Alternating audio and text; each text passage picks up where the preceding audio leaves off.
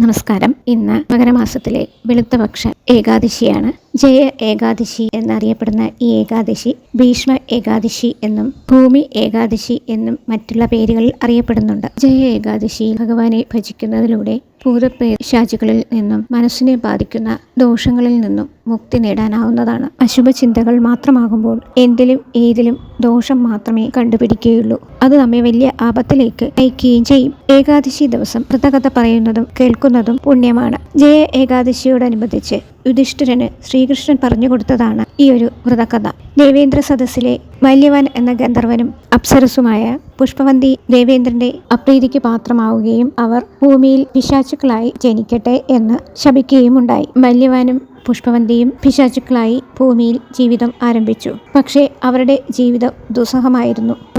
അവർ എങ്ങനെയെങ്കിലും ഈ ജീവിതത്തിൽ നിന്ന് ഒരു മോചനം കിട്ടണമെന്ന് വിചാരിക്കുകയും ചെയ്തു. അങ്ങനെ ഇരിക്കെ ഒരു ദിവസം മൊത്തം അവർ ഊണ് കഴിക്കാതെയും ഉറങ്ങാതെയും പകലും രാത്രിയും അവർ കഴിച്ചുകൂട്ടി. എന്നാൽ അവർ ജലപാനം കഴിക്കാതെ ഉറങ്ങാതെ ഇരുന്ന ദിവസം ശുക്ലപക്ഷ ഏകാദശിയായ ജയ ഏകാദശിയുടെ അന്നായിരുന്നു. അടുത്ത ദിവസം തന്നെ അഖിലാണ്ടകോടി ബ്രഹ്മാണ്ഡ നായകനായ ശ്രീ മഹാവിഷ്ണു അവരിൽ സംപ്രീതനായി അവർക്ക് ശാപത്തിൽ നിന്ന് മോക്ഷം കൊടുക്കുകയും അവരെ സ്വർഗത്തിലേക്ക് അയക്കുകയും ചെയ്തു. അപ്പോൾ നമ്മൾ അറിയാതെ ചെയ്യുന്ന കാര്യങ്ങൾ നല്ല കാര്യങ്ങൾക്ക് ഭഗവാൻ കാണുന്നുണ്ട് എന്നുള്ളതിനുള്ള തെളിവാണിത്. ദേവേന്ദ്ര സന്നിധിയിൽ പഴയ രൂപത്തിൽ എത്തിയ മല്യവാനെയും പുഷ്പവന്തിയും കണ്ട് ദേവേന്ദ്രൻ ചോദിക്കുകയും ചെയ്തു, ഇതെങ്ങനെയാണ് ശാപത്തെ ഇത്ര വേഗം മോക്ഷമായി സ്വീകരിച്ച് സ്വർഗത്തിലെത്താൻ സാധിച്ചത് എന്ന്. അപ്പോൾ അവർ പറയുകയുണ്ടായി, ജയ ഏകാദശി വ്രതത്തിന്റെയും ഭഗവാൻ വിഷ്ണുവിന്റെ അനുഗ്രഹത്താലും ഞങ്ങൾ പിശാച രൂപത്തിൽ നിന്ന് മോചിതരാവുകയും ചെയ്തു എന്ന് പറഞ്ഞു. അപ്പോൾ ഇതിൽ നിന്ന് നമുക്ക് മനസ്സിലാക്കാൻ കഴിയുന്നത് അറിഞ്ഞോ അറിയാതെയോ ചെയ്യുന്ന നല്ല ഫലങ്ങൾക്ക് പോലും വളരെ വേഗത്തിൽ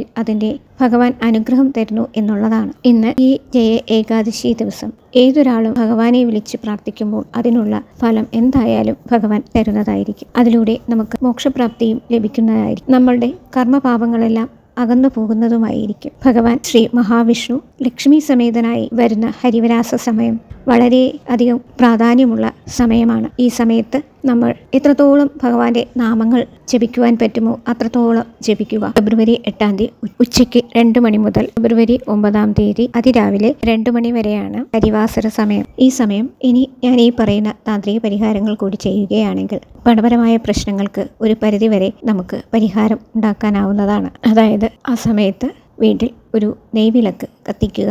ഒരു ചെറിയ മൺചിരാതിൽ നെയ്യൊഴിച്ച് തിരിയിട്ട് വിളക്ക് കത്തിക്കുക. എന്നിട്ട് കയ്യിൽ ഒരു ഏലക്ക എടുത്ത് ഓം നമോ ഭഗവതേ വാസുദേവായ നമഃ എന്ന നാമം 108 തവണ ജപിച്ച് ഭഗവാന്റെ പാദത്തിങ്കൽ സമർപ്പിക്കുക. ഇത് അടുത്ത ഏകാദശി വരെ അവിടെ ഇരിക്കട്ടെ. അത് കഴിഞ്ഞ് ഇത് ആരും കാൽപ്പെടാത്ത സ്ഥലത്ത് കളയാവുന്നതാണ്. അതുപോലെ തന്നെ ഒരു 3 ഏലക്ക, നല്ല ഏലക്ക തന്നെ എടുക്കണം. ഈ 3 ഏലക്കയും നിങ്ങളുടെ വീടിൻ്റെ ഉൾഭാഗം മൊത്തം ഒന്ന് ഒഴിഞ്ഞ് എടുക്കണം. അതായത് ഓരോ കോർണറിലും ബാത്റൂം ഒഴിച്ച് ബാക്കി എല്ലാ സ്ഥലങ്ങളിലും ഒഴിഞ്ഞെടുക്കാവുന്നതാണ്. ഈ 3 ഏലക്കയും നിങ്ങളുടെ വലതു കൈയിൽ വെച്ച് വേണം ഒഴിഞ്ഞെടുക്കുവാനായിട്ട്. എന്നിട്ട് വീടിൻ്റെ സെൻട്രൽ ഹാളിൽ വന്ന് അവിടെ നിന്ന് ഒരു വട്ടം കൂടി ഈ കയ്യിൽ പിടിച്ചിരിക്കുന്ന ഏലക്ക കൊണ്ട് വലത്തുവശം മൊത്തം ഒന്ന് ഒഴിഞ്ഞെടുക്കുക. അതിനുശേഷം ഇത് ഒരു തുണിയിൽ, ഈ ഒരു കോട്ടൺ തുണിയിൽ പൊതിഞ്ഞ് ഇത് പൂജാമുറിയിൽ സൂക്ഷിക്കുക. 21 ദിവസം ഇത് ഇങ്ങനെ സൂക്ഷിക്കേണ്ടതാണ്. 21 ദിവസം കഴിഞ്ഞ് 22ാമത്തെ ദിവസം നിങ്ങൾക്ക് ഇത് ഏതെങ്കിലും ചെടിയുടെ മുകളിൽ കുഴിച്ചിടാവുന്നതാണ്. തുളസി ഉണ്ടെങ്കിൽ തുളസി ചെടിയുടെ മൂട്ടിൽ കുഴിച്ചിടാവുന്നതാണ്. ഏലക്ക എന്ന് പറയുന്നത് എല്ലാവർക്കും അറിയാമല്ലോ, മഹാലക്ഷ്മി വാസം കുടികൊള്ളുന്ന വസ്തുവാണ്. അപ്പോൾ ഇന്ന് ശനിയാഴ്ച ദിവസം കൂടിയായതിനാൽ പെരുമാൾക്ക് വളരെ പ്രിയപ്പെട്ട ദിവസമായ ശനിയാഴ്ച കൂടി ആയതുകൊണ്ട് ഇന്ന് ഈ ഏകാദശി ഭഗവാനെ ഭജിക്കുകയും ഈ ഒരു താന്ത്രിക പരിഹാരം ചെയ്യുന്നതിലൂടെ നമ്മുടെ സാമ്പത്തിക പ്രശ്നങ്ങളെല്ലാം തന്നെ മാറിക്കിട്ടുന്നതാണ്. എത്രത്തോളം പ്രാവശ്യം നിങ്ങൾക്ക് ഭഗവാന്റെ നാമം ചൊല്ലാൻ പറ്റുമോ അത്രത്തോളം പ്രാവശ്യം ചൊല്ലുക. കാരണം നമ്മൾ ബാങ്കിൽ പൈസ ഡിപ്പോസിറ്റ് ഇട്ടിരിക്കുന്നത് പോലെയാണ് ഭഗവാന്റെ നാമം, പ്രത്യേകിച്ച് നാരായണ നാമം ഈ കലിയുഗത്തിൽ ജപിക്കുമ്പോൾ നമുക്ക് കിട്ടുന്നത്. അത്രത്തോളം ഭഗവാന്റെ അനുഗ്രഹം നമുക്ക് അവിടെ ഡെപ്പോസിറ്റ് ആകുന്നു എന്നാണ് ഉദ്ദേശിച്ചത്. എല്ലാവരും വിശ്വാസത്തോടു കൂടി പ്രാർത്ഥനയോടും കൂടി ചെയ്തു നോക്കൂ. എല്ലാവർക്കും ഭഗവാൻ ശ്രീഹരിയുടെ അനുഗ്രഹം ഉണ്ടാവട്ടെ എന്ന്